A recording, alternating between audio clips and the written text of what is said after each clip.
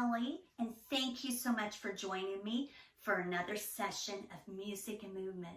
In today's session, we're going to talk a little bit about a different type of flute. So some of you may know about a traditional flute that we think of today, where you hold like this and you play it.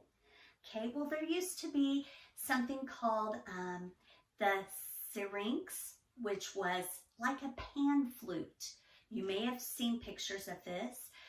It actually was developed in ancient times in Greece.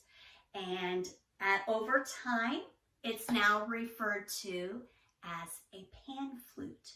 Well, we're going to try making a pan flute today.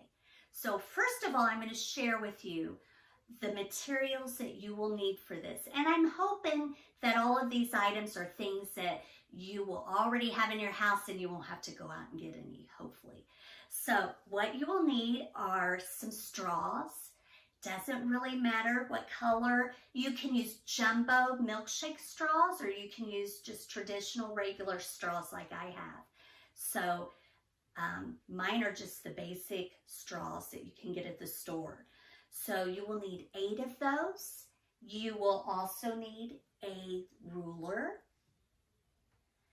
You will also need some tape. It can either be just regular Scotch tape, or you can use some fancy decorative tape if you would like. And then you will also need a pair of scissors. Okay, so those are the things that you're going to need to make your own pan flute. Okay, so to get started, the very first tube that you're going to need is going to be a full size straw. Okay, the rest of them, basically what you're going to do is you're going to take 2 centimeters off. So what I would recommend is to measure one of your straws, and if you need to have an adult help you with this, that's fine. So it measures in centimeters as 19 centimeters on my ruler. So this one's 19.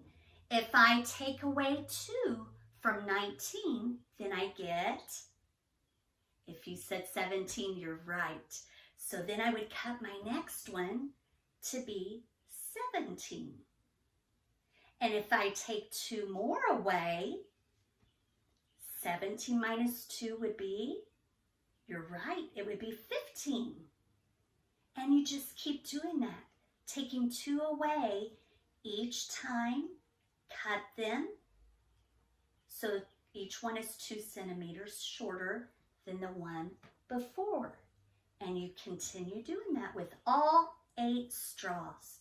So the very last straw that I have actually ends up measuring at 6 centimeters. Okay? So the next step is you're going to take your tape. You're going to stretch out a big long piece of your tape. And you're going to place in the center of your tape, start with the small one. Make sure there's a little bit of tape at the bottom, or that there's a little bit of straw hanging over the tape at the bottom is what I meant to say. And then place the next straw right next to it. You want the bottoms of each straw to line up evenly. That's very important. If you need to have the ruler there to help you with that as a straight edge, that's perfectly fine. And you keep doing that. And then you take your tape and you wrap it around until it's all secure. In fact, you may have to do that a couple times until you have your finished project. So here is my finished pan flute. Looks like this.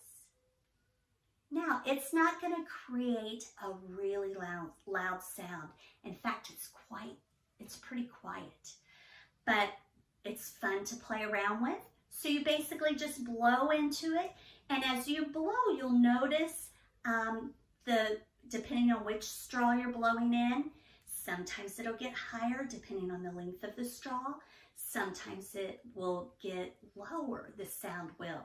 So I encourage you to have a discussion with somebody in your house about how that happens. What causes that sound to become higher, or what causes it to become more of a deep sound, okay? Lower sound. So here I go. Like I said, it's not super loud. Here we go.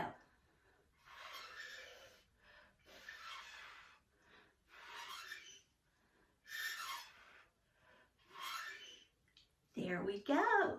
So there's our pan flute. And it might be really fun to use the milkshake straws, the thicker ones. In fact, I think I may try that next time as well. So thank you so much for joining me today for this session of music and movement. And I hope to see you soon.